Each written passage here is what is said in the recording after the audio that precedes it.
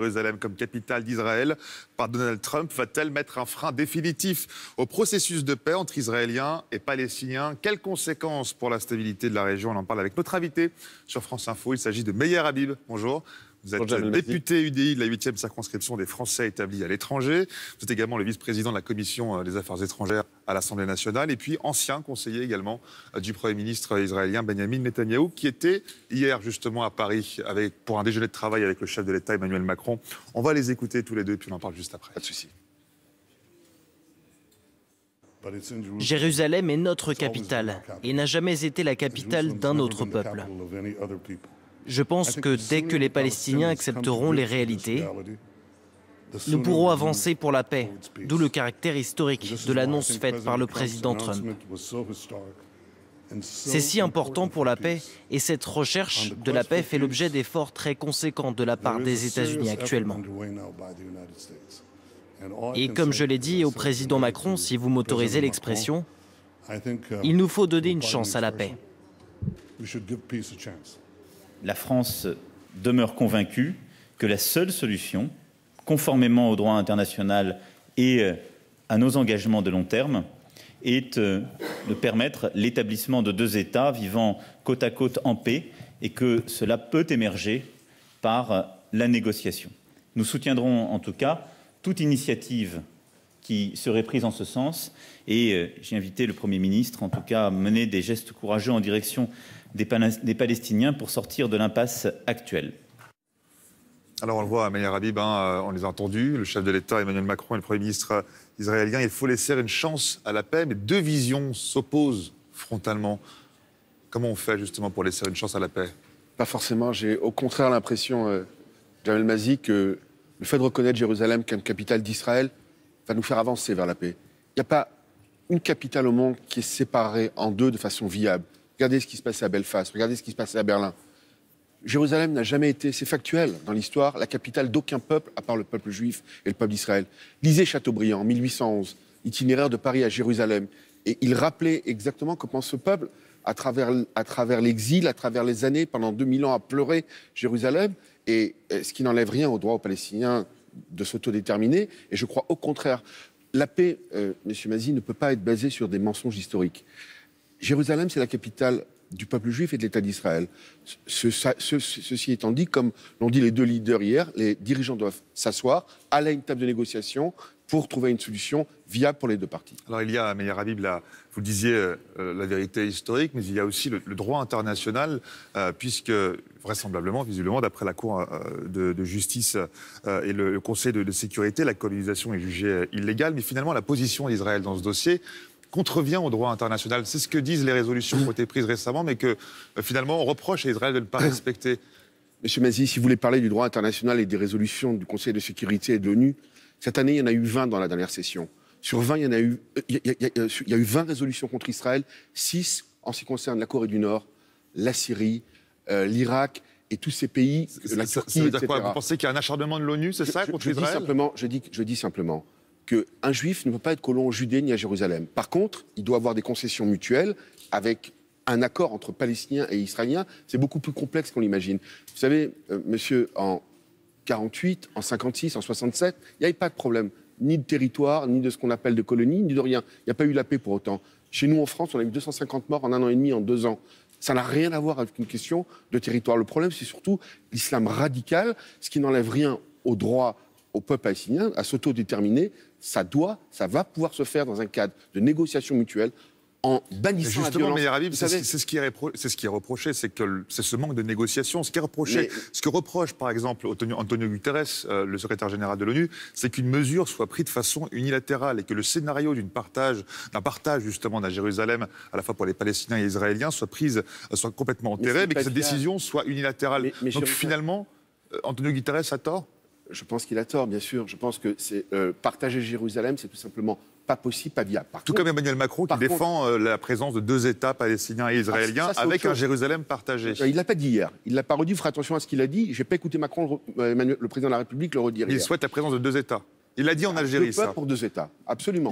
Il a parlé d'un Jérusalem partagé à Alger. Mais il a dit. globalement, je vais vous dire, Il a dit. à long terme, on ne pourra pas échapper à une confédération jordano-palestinienne. Vous savez que la Jordanie est peuplée par 70% de Palestiniens. Et il y a aujourd'hui 2 millions de Palestiniens. Une confédération jordano-palestinienne, ce qui veut dire que les Palestiniens n'auront pas leur propre indépendance. Pas du tout, ils auraient leur indépendance dans le cadre d'une négociation. Personne, là où ils habitent, ils doivent rester. Personne ne doit les chasser nulle part, y compris à Jérusalem. Un Palestinien qui habite à Jérusalem doit pouvoir continuer à habiter à Jérusalem. C'est comme ça que je vois, moi, le futur. Par contre, le peuple palestinien doit se déterminer dans des frontières qui restent à délimiter dans le cadre d'une négociation. Forcément, les deux parties, c'est toujours le cas, ne sont pas forcément d'accord. Mais vous savez, lorsqu'on parle de la vieille ville de Jérusalem, vous connaissez la surface de la vieille ville de Jérusalem? C'est la place de la Concorde. Qui peut imaginer que la place de la Concorde soit la capitale de 2 pays? C'est absolument impossible.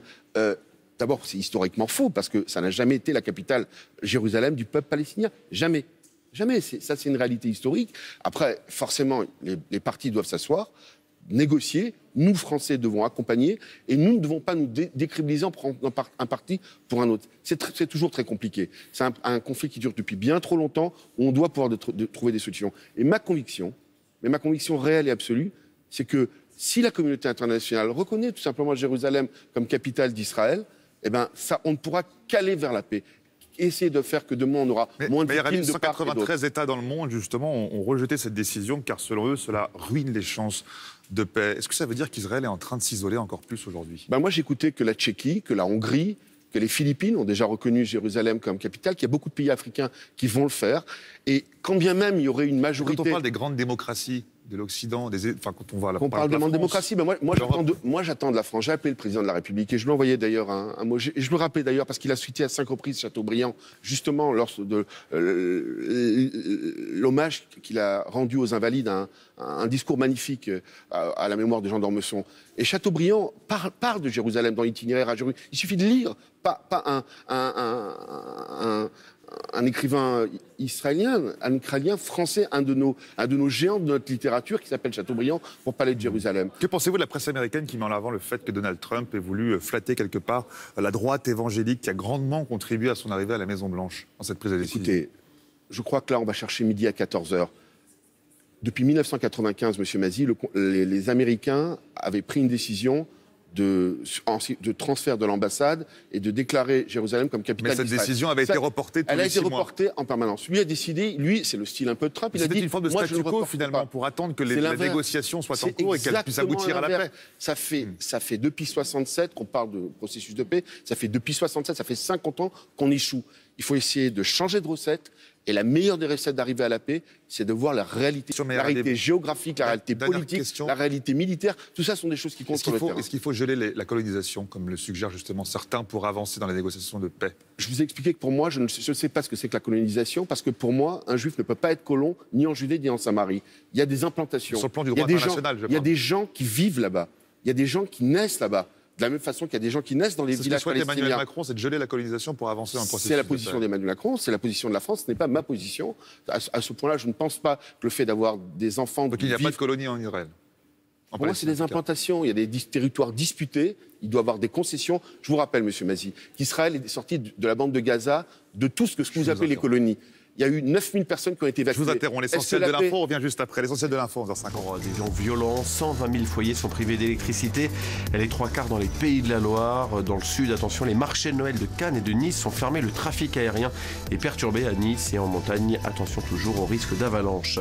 La grève demain à la RATP. Il ne devrait y avoir qu'un train sur 2 en circulation sur les RER A et B aux heures de pointe. Pour le reste de la journée, cela donnera un train sur 4 pour le RER B et un trafic très réduit pour le RER A, ligne la plus fréquentée d'Europe avec plus d'1 million de voyageurs par jour. Les obsèques de Johnny Hallyday ce soir à Saint-Barthélemy dans les Antilles. Après l'hommage populaire rendu samedi, cérémonie dans l'intimité. Hier soir, plusieurs centaines de personnes sont venues se recueillir devant son cercueil. La mort à 88 ans de l'un des grands patrons de presse de l'après-guerre, François-Régis Hutin, patron de Ouest France jusqu'à l'an dernier, fils du fondateur du journal François-Régis Hutin, en a fait le premier quotidien français en nombre titre d'exemplaire. En football, quel adversaire pour le Paris Saint-Germain parmi les épouvantails, Chelsea, le Real ou encore la Juventus Turin? Le tirage au sort des 8e de finale de la Ligue des Champions a lieu à midi, suivi de celui des 16e de finale de la Ligue Europa. Cela concerne cette fois Nice, Lyon et Marseille. France Info. Merci Victor Matet pour l'essentiel. On est toujours avec Meyer Habib, notre invité, le député UDI, la 8e circonscription des Français de l'étranger.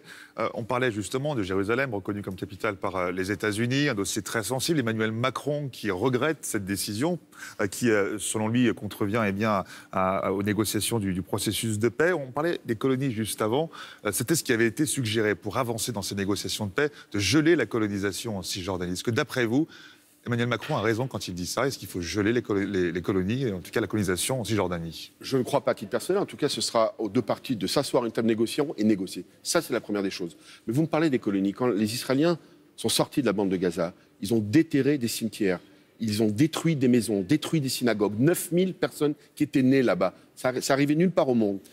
Ils ont brisé, c'est Aric Sharon. Ça, c'est un fait pour la bande de Gaza. Est-ce qu'on a eu la paix pour la Cisjordanie? Est-ce qu'il y a eu la paix? Non, mais je voudrais que quelqu'un me réponde à cette question. Est-ce qu'on a eu la paix? Les gens pensaient faire un Shimon Peres, passer d'un club med. Je vous parle de la Cisjordanie, Meyer Habib. Est-ce qu'il faut geler la colonisation? Et la Samarie, ou la West Bank, ou ce qu'on appelle la Cisjordanie, c'est la partie qui est à l'ouest du Jourdain, est une partie qui est enclavée avec des Israéliens et des Palestiniens. Pour moi, je ne pense pas que la solution soit de déloger qui que ce soit. C'est de vivre ensemble, de donner une vraie autonomie, une vraie... Parce que Benjamin Netanyahou, au courant 2017, il a justement légalisé finalement les implantations qui étaient illégales. Mais vous savez ce qu'on dit? C'est des villes avec des enfants, des femmes, des écoles, des villes qui étaient vides. Personne n'a été chassé de ces endroits. Vous savez, partout dans le monde, il y a des guerres, il y a des gagnants, il y a des perdants. En plus, il s'agit de la Judée. Quelqu'un peut imaginer que la Judée ne soit pas une terre juive. Moi, j'ai du mal à l'imaginer. Mais par contre, il y a des Palestiniens qui sont là. Il est hors de question de les déloger. Il faut trouver une solution. Ils doivent avoir s'autodéterminer de la façon la plus juste qu'il soit, avoir leur police comme ils ont actuellement, avoir leurs écoles, avoir leur identité, avoir leur drapeau. Tout ça, c'est une réalité. C'est complexe. On veut arriver par la paix. Le drame aujourd'hui, c'est qu'on voit bien que dans ce monde qui est si violent ces dernières années, l'islam radical a fait un mal énorme, y compris à la cause palestinienne. Parce que les gens qui crient, qui tuent des enfants, des femmes, en criant « Allahu Akbar » sont les mêmes qui tuent à Paris, à Nice, à Berlin ou ailleurs avec les mêmes slogans. On n'a plus le temps, malheureusement. Merci infiniment. On continuera une autre fois avec plaisir. Merci beaucoup, Meyer Habib, député UDI de la 8e circonscription des Français de l'étranger, d'avoir été l'invité du 11-13. Merci à vous. De France Info, la suite du 11-13, c'est le feuilleton du Trésor de France 2, bien sûr, avec cette fois un voyage en Martinique pour vivre à l'intérieur